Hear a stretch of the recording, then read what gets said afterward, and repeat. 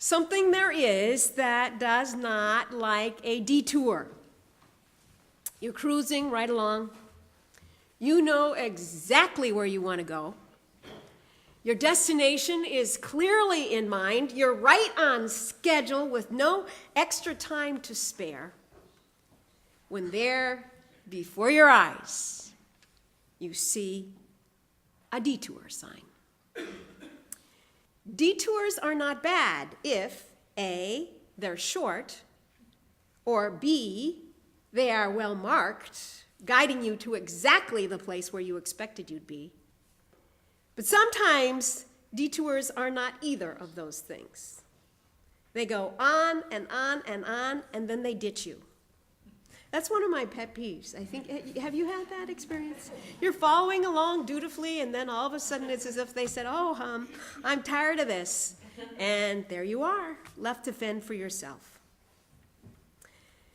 Whichever kind they are, these detours, if they're messy or neat, I think it is safe to say that life itself is full of detours. This past week, I was thinking back over my own life, and clearly, I know of a number of them.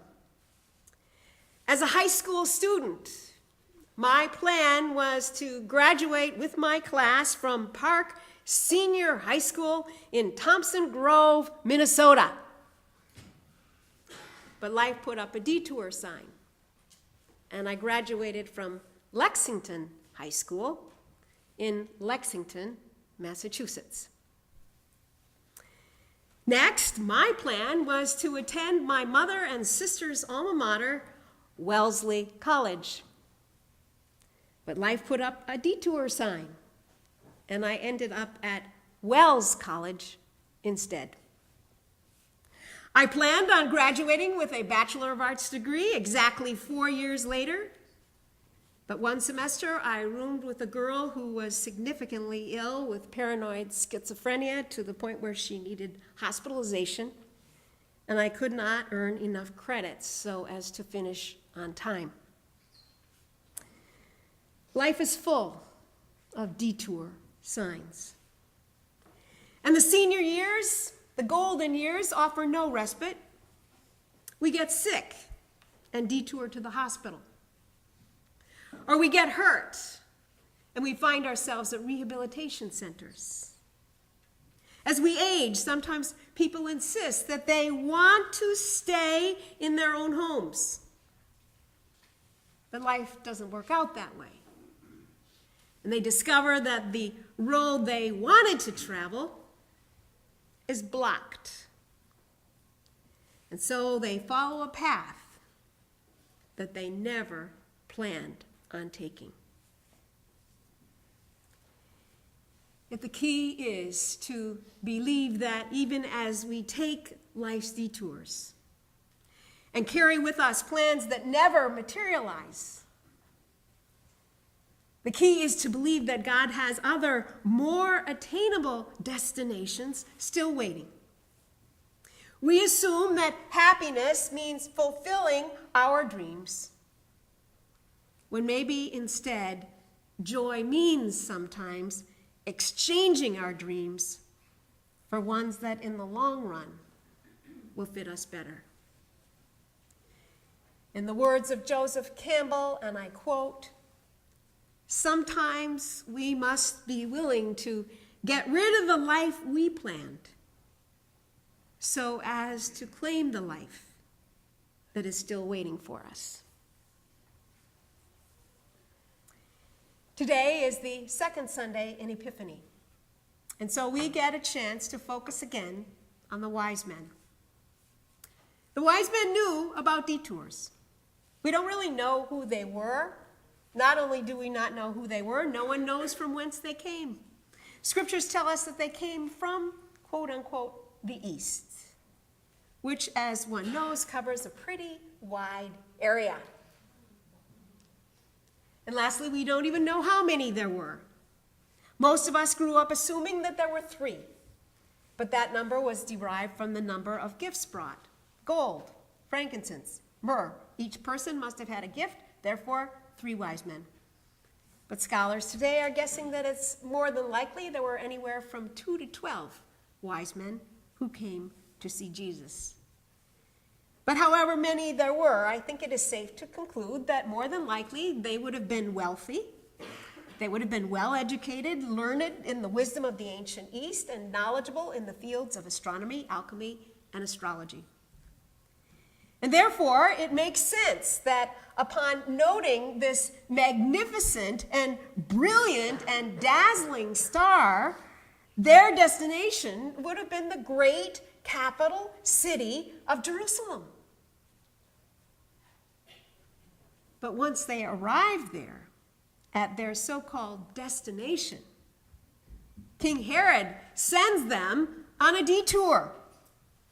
He says, no, you're not where you want to be. The newborn king of the Jews is not here. He's in a little out-of-the-way, rinky-dink town, which they probably never heard of before. He's in Bethlehem. And if you want to find the newborn king of the Jews, you need to keep going.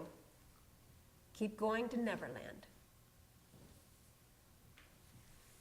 Well, the wise men had a choice here. They could have said, I don't think so. I think if there were a star that brilliant, it would light over a metropolis like Jerusalem, and I don't think there's any other possibility that could exist.